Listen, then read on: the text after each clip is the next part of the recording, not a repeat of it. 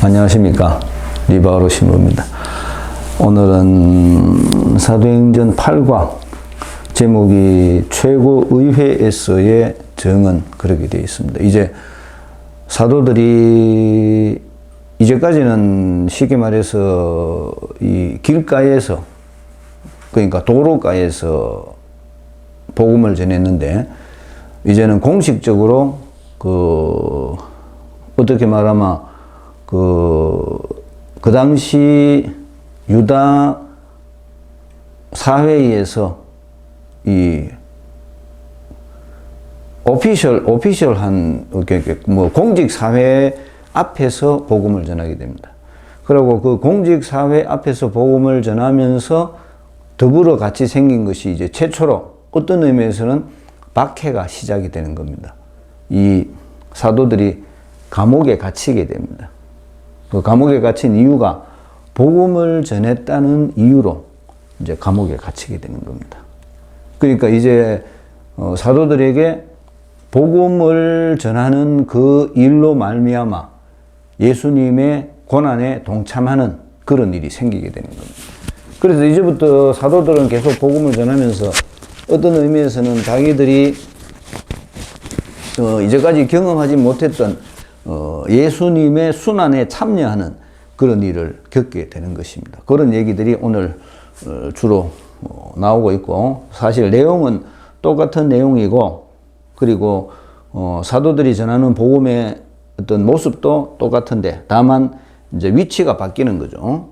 그전에는 이렇게 대중들 앞에서, 오늘도 물론 대중들 앞에서 하는 얘기도 나옵니다만, 대중들 앞에서 하다가 이 대중들의 얘기가 끝나고 난 후에 어떤 의미에서는 새로운 종교에 대한 위기감을 느낀 유대교 지도자들 앞에서 이제 사도들이 공식적으로 예수님의 부활을 증언하는 그런 장면을 우리가 목격하게 됩니다.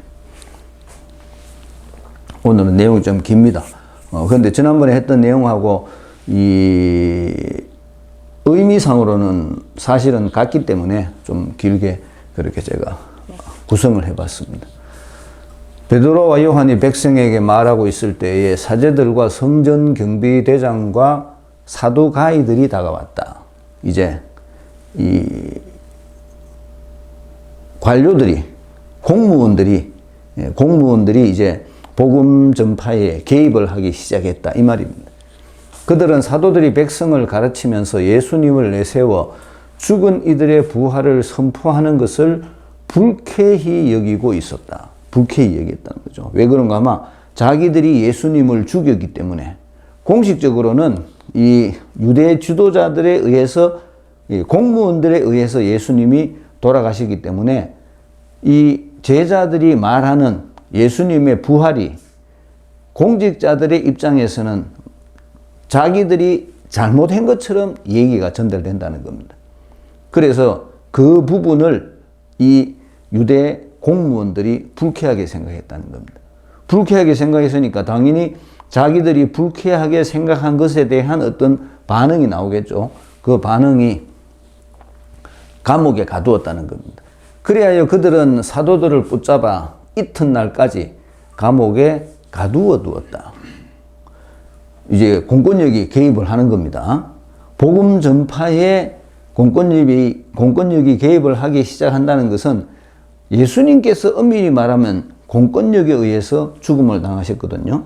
그래서 이제 제자들이 예수님께서 가셨던 그 순환의 길을 동참하게 됐다는 것을 얘기를 해줍니다. 이미 저녁 때가 되었기 때문이다. 그런데 사도들의 말을 들은 사람들 가운데 많은 이가 믿게 되어 장정만도 그 수가 5,000명 가량이나 되었다. 어디서 많이 들었던 얘기죠.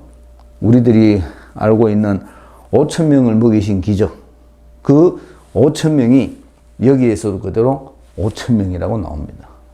그러니까 예수님께서 보리빵 5개와 물고기 2마리로 5,000명을 먹이셨던 그 일이 이제 제자들의 복음 전파를 통해서 똑같이 이루어진다는 겁니다. 그래서 5,000명이나 되는 사람들이 복음을 믿게 되었다는 겁니다. 이튿날 유다 지도자들과 원로들과 율법학자들이 예루살렘에 모였다. 항상 예루살렘이 중심이죠. 그 자리에는 한나스 대사제와 카야파와 요한과 알렉산드로스와 그 밖에 대사제 가문 사람들도 모두 있었다. 요거를 왜 강조하는가 하면 예수님께서 돌아가신 것이 요 사람들에 의해서 돌아갔거든요. 한나스 대사제와 카야파와 요한, 이 사람들이 예수님을 신성모독으로 고발해서 빌라도에게 데리고 갑니다. 그래서 요 사람들이 예수님께서 죽으셨다가 다시 살아나셨다는 것을 인정할 수밖에 없게끔 만드는 겁니다. 그래서 이 내용이 사실은 굉장히 중요한 내용입니다. 예수님을 죽였던 사람들이 우리들의 그 판결이 잘못된 것이라는 것을 인정하는 겁니다. 사도들이 그렇게 만들었다는 겁니다. 그들은 사도들을 가운데에 세워놓고 당신들은 무슨 힘으로 누구의 이름으로 그런 일을 하였소? 여기서 말하는 그런 일은 안전뱅이가 나선 일입니다. 하고 물었다. 그때 베드로가 성령으로 가득 차. 이 강조하고 있습니다. 지 힘으로 아니고 하느님의 힘으로 이루어졌다는 거죠. 그들에게 말하였다. 백성의 지도자들과 원로 여러분, 우리가 병든 사람에게 착한 일을 한 사실과 이 사람이 어떻게 구원받았는가 하는 문제로 오늘 신문을 받는 것이라면 안전뱅이 때문에 우리가 지금 신문을 받는 거라는 얘기입니다. 여러분 모두와 온 이스라엘 백성은 이것을 알아야 합니다. 복음 전파입니다. 캐릭마 말씀드렸죠.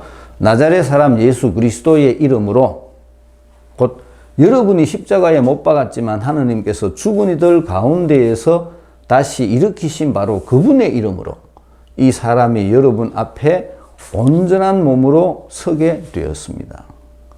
아까 등장인물을 얘기해 줬죠. 유다 지도자들 대사제 너그가 예수님을 죽였지만 그 예수님께서 다시 살아나셨다. 하느님께서 그를 다시 일으켜 주셨다. 그리고 그 예수님의 이름으로 이 안전뱅이가 다시 서게 되었다. 요 얘기를 하는 겁니다. 이 예수님께서는 너희 집 짓는 자들에게 버림을 받았지만 모퉁이의 머릿돌이 되신 분이십니다.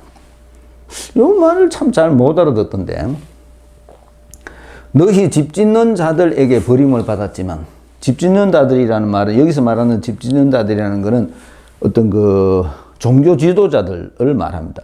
여기서의 집 하는 것은 어떤 종교 제도라고 말해야 될까요? 아니면 뭐 쉽게 설명드리자면 성전이라고 말해야 될까요? 이런 거를 짓다는 겁니다. 그런 집, 어떤 그런 그 구조물을 만들었다는 거죠.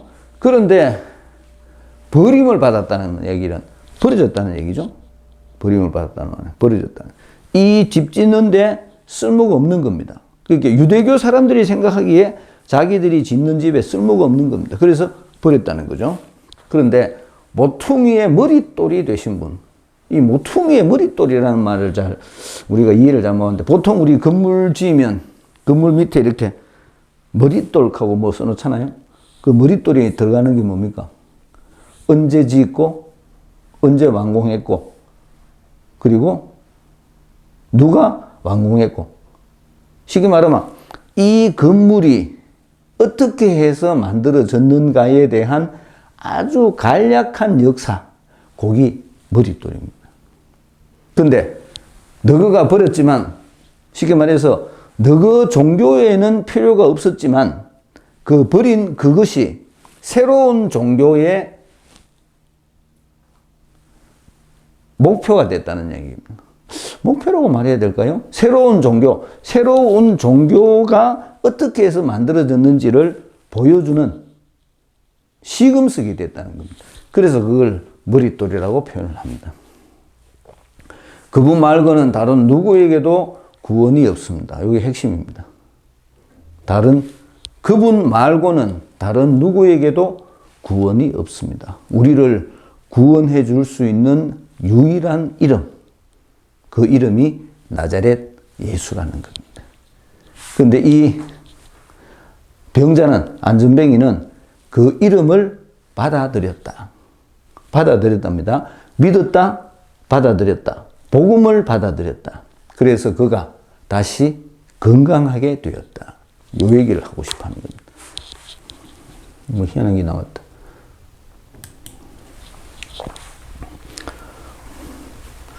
그들은 베드로와 요한의 담대함을 보고 또 이들이 무식하고 평범한 사람임을 알아차리고 놀라워하였다. 이걸 왜 강조하겠습니까? 요 위에 있는 얘기, 지난번에 갔던 성령의 힘으로, 자기들 힘으로 하는 것이 아니고 하느님의 힘으로 이런 일을 했다는 겁니다. 이걸 강조하는 겁니다. 그리고 이들이 예수님과 함께 다니던 사람들이라는 것도 알게 되었다. 그러나 병이 난 사람이 사도들 곁에 서 있는 것을 보고는 아무 반박도 하지 못하였다. 표징이 있었다는 거죠. 안전뱅이가 낫는 표징. 그리고 그 표징을 많은 사람들이 보게 되었다는 겁니다. 그리고 그런 표징이 있었기 때문에 그 표징을 무시할 수가 없었다는 거죠. 근데 실제로 표징은 표징일 뿐입니다. 표징은 무시해도 사실은 상관이 없는데 정말로 표징이 말하고자 하는 중요한 것은 나자렛 사람 예수님을 믿는 건데, 근데 사람들의 눈은 보통 표징에 가가 있습니다. 그래서 그 표징을 봤기 때문에 그 표징을 무시할 수가 없었다는 겁니다. 그래서 그들은 사도들에게 최고의회에서 나가라고 명령한 다음 저희들끼리 의논하며 말하였다. 저 사람들을 어떻게 하면 좋겠습니까? 저들을 통하여 명백한 표징이 일어났다는 사실이 예루살렘의 모든 주민에게 알려진 터이고 우리도 그것을 부인할 수가 없습니다. 굉장히 긍정적인 얘기입니다. 그래도 예수님의 이름으로 표징이 일어났고 그거를 모든 사람들이 다 봤기 때문에 우리도 부정은 못한다는 얘기지. 그러나 이 일이 더 이상 백성 가운데로 퍼져나가지 않도록 다시는 아무에게도 그 이름으로 말하지 말라고 엄중히 경고만 합시다. 처음이니까 경고만 하는 겁니다. 하지 마라. 왜냐하면 왜 하지 마라 했겠어요? 자기들의 기존 종교 유대교가 위태로울 수가 있기 때문에 그렇습니다. 새로운 종교거든요. 새 포도주에 취했군. 그 새로운 종교 때문에 자기들이 가지고 있는 이 기존의 종교가 위협을 받을 가능성이 있기 때문에 못하게 해야 된다. 그렇게 얘기를 한 겁니다. 그리하여 그들은 사도들을 불러 예수님의 이름으로는 절대로 말하지도 말고 가르치지도 말라고 지시하였다. 두 가지를 얘기합니다. 말하지 마라. 말하지 말라는 말은 뭐겠어요? 복음 선포입니다. 가르치지 말라는 것은 뭐겠어요? 예수님의 은행을 가르치지 말라는 겁니다. 그러니까 예수님 이름을 자랑하지도 말고 예수님께서 하신 말씀을 전하지도 말고 요걸 하지 말라는 겁니다. 그러니까 너는 앞으로 예수님에 대해서는 아무 말도 하지 마라. 그렇게 얘기했다는 거죠. 그러자 베드로와 요한이 그들에게 대답하였다. 사도들의 반박입니다.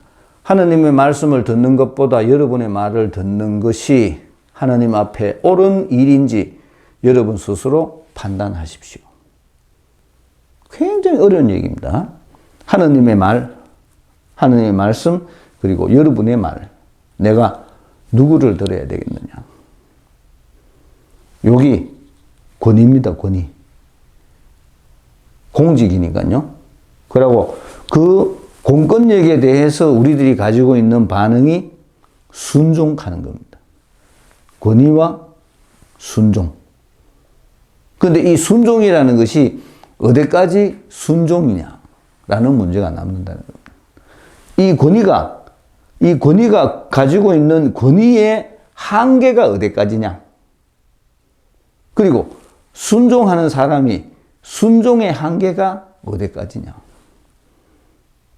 굉장히 어려운 문제입니다. 윤리적으로.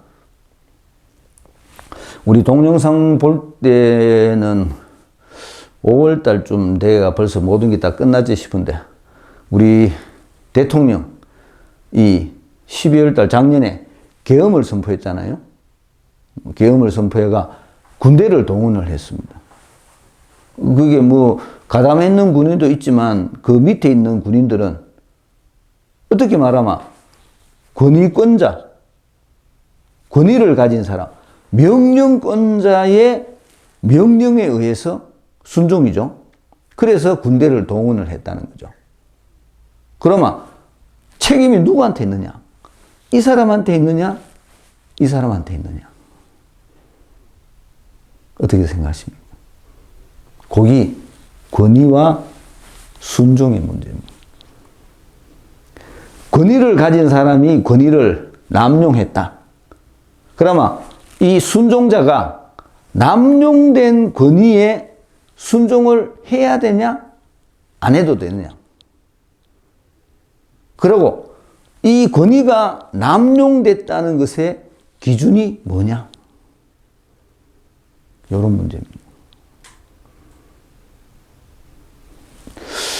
야당에 있는 사람들이 그때 뭐 재판할 때, 아직 결론이 안 났습니다만은, 재판하면서 그때 여단장, 그렇게 쉽게 말하면 대통령 밑에 국방부 장관 그 밑에 또 뭐 합참의장 또 밑에 많이 내려가죠. 이 특전사령관의 명령을 받은 정말로 병력을 가지고 있는 부대의 여단장. 이 사람은 자기 상관이 출동 하락해서 출동을 했다. 그런데 재판을 하면서 그 야당 의원들이 하는 얘기가 목숨을 걸고 그 명령에 저항해야 되지 않았느냐. 그런 요구를 합니다. 그 요구가 합당한 요구겠습니까? 그게 권위와 순종의 문제입니다. 권위를 가진 사람, 그리고 그 권위가 남용됐을 때, 권위의 남용의 한계도 우리가 잘 모르지만 그 권위가 남용, 그래서 헌법재판소에 물어보는 거죠. 법에 맞나 안 맞나. 그렇죠? 권위가 남용됐냐 안 됐냐 묻기 위해서. 그 권위가 남용되었을 때 남용된 권위에 내가 어떻게 응답하느냐라는 문제입니다. 똑같은 얘기입니다. 이 공권력이죠. 유대교. 공권력에서 제자들에게 뭐라고 말합니까? 하지 마라. 그런데 이 제자들은 순종하지 않습니다. 왜? 공권력이 잘못됐다는 겁니다. 우리들은 하느님의 말씀을 들어야 된다. 너희는 인간일 뿐이라는 거죠. 그렇기 때문에 너희의 권위가 잘못됐기 때문에 우리는 계속 예수님의 복음을 전해야 된다는 겁니다. 결과가 어떻게 되겠습니까? 둘이가 싸울 수밖에 없겠죠. 당연히 충동이 일어납니다. 그 얘기를 하는 겁니다. 이제부터 박해시다가 시작이 되는 겁니다. 우리로서는 보고 들은 것을 말하지 않을 수 없습니다. 나는 계속 증언해야 된다는 겁니다. 그러니까 이 권위를 가진 사람들이 보기에 야들은 당연히 배척돼야 될 대상이라는 거죠.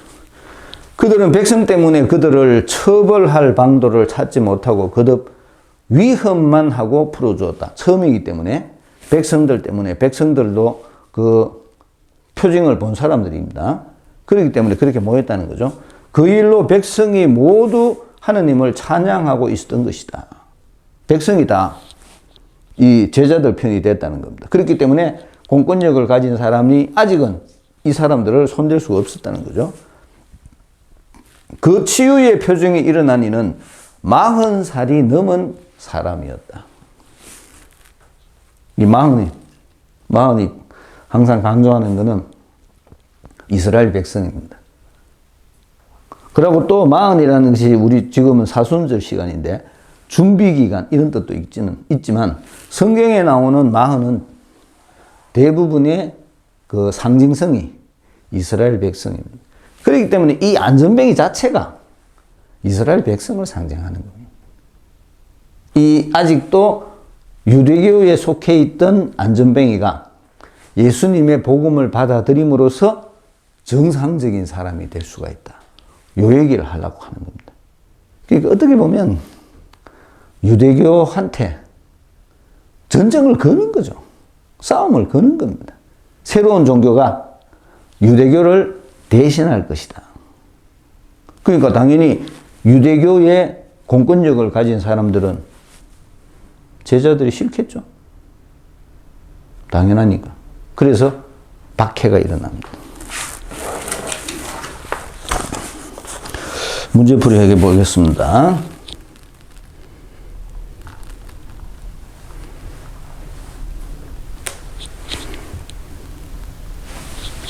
사제 성전 경비대장 사두가이, 이 유대교의 공권력을 가진 사람들이 이런 명단이 나옵니다. 사도들을 감옥에 5,000명이 믿었다. 유대 지도자들의 모임, 대사제의 시몬 베드로의 답변, 구원에 필요한 유일한 이름, 놀랐다. 저희끼리 의논, 말하지 말라고 경고, 말하지 않을 수 없다. 풀어주었다. 40살이 넘은 사람. 이런 문제들입니다. 1번, 유다인들이 제자들을 불쾌하게 생각한 이유가 무엇입니까? 왜냐하면 백성을 가르치면서 예수님을 내세워 죽은 이들의 부활을 선포하는 것을 불쾌히 여기고 있었다는 겁니다. 우리가 그 예수를, 나자렛 예수를 죽였는데 그 나자렛, 우리가 죽인 나자렛 예수에 대해서 이야기하고 있으니까 마치 우리가 잘못한 것처럼 생각했다는 겁니다. 당연히 불쾌하겠죠. 당연히 불쾌하죠. 지금도 마찬가지입니다. 내가 저 사람을 잘못했다고 뭐라 했는데 나중에 저 사람이 자기가 잘못하지 않았다고 얘기를 하면 내 잘잘못을 따지기 전에 나는 기분 나쁘죠. 그 얘기를 하는 겁니다. 2번, 사도들의 말을 듣고 믿음을 가지게 된 사람의 숫자가 얼마입니까? 5,000명이라고 그랬죠? 5,000명을 먹이신 기적 생각해 보십시오. 그래서 5,000명입니다. 3번, 다음날 새로이 모여든 유다 지도자들의 면면들을 찾아봅시다. 어떤 사람들이 모였냐 이 말입니다. 유다 지도자들과 원로들과 율법학자들이 처음에 모인 사람들입니다. 이 사람들은 쉽게 말하면 유다 지도자들 사이에 이렇게 계급이 있는데 지금 여기에 온 사람들은 중간쯤 되는 사람들입니다.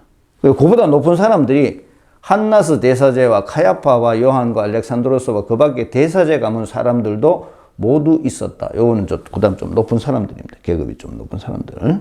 그러니까 대사제 그룹이 있고 그 밑에 율법학자 그룹이 있고 요렇게 그룹이 되어 있습니다. 근데 그런 사람들이 다 모였다는 겁니다. 뭐 하려고? 이 제자들을 꾸중하려고. 4번, 그들이 사도들에게 물은 것은 무엇입니까? 무슨 힘으로, 누구의 이름으로 그런 일을 하였소? 안전뱅이가, 우애가 낫게 됐나? 그걸 묻는 겁니다. 5번, 베드로가 증언한 사람은 누구이며 무슨 일이 있었다고 이야기를 합니까? 나자렛 사람 예수 그리스도의 이름으로, 곧 여러분이 십자가에 못 박았지만 하느님께서 죽은 이들 가운데에서 다시 일으키신 바로 그분의 이름으로. 그분이 누굽니까? 예수 그리스도의 이름으로. 나자렛 사람 예수 그리스도의 이름. 그 이름으로 이 사람이 여러분 앞에 온전한 몸으로 서게 되었습니다. 누구 이름으로? 예수님 이름으로. 그게 더 기분 나쁘죠? 6번, 베드로는 예수님과 구원의 관계를 명확히 설명합니다. 무엇입니까? 그분 말고는 다른 누구에게도 구원이 없습니다. 계속 얘기합니다. 사실 사람들에게 주어진 이름 가운데에서 우리가 구원받는 데에 필요한 이름은 하늘 아래 이 이름밖에 없습니다.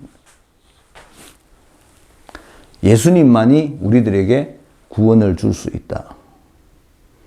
예수님만이 우리들에게 구원을 주면 그러면 유대교는 어떻게 되겠어요? 그러니까 당연히 유대교 지도자들이 싫어할 수밖에 없습니다. 7번, 베드로의 말을 들은 유다인들의 반응은 어땠습니까? 놀라워하였다. 그들이 무식하고 평범한 사람임을 알아차리고 놀라워하였다. 와, 이거 와, 온 일이 저런 일이 생긴 이 말이죠. 그런데 거기에 뭐라고 얘기합니까? 어디 갔노? 밑에 나옵니다.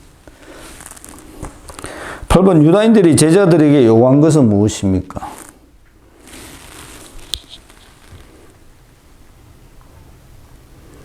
17절입니다.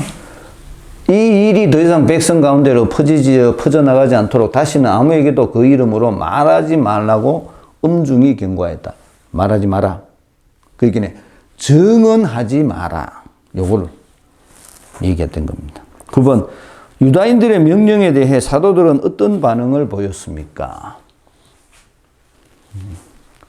하느님의 말씀을 듣는 것이 하느님 앞에 옳은 일이다. 이 말은 뭡니까? 우리는 계속 해야 된다. 당연히 갈등이 생길 수밖에 없습니다.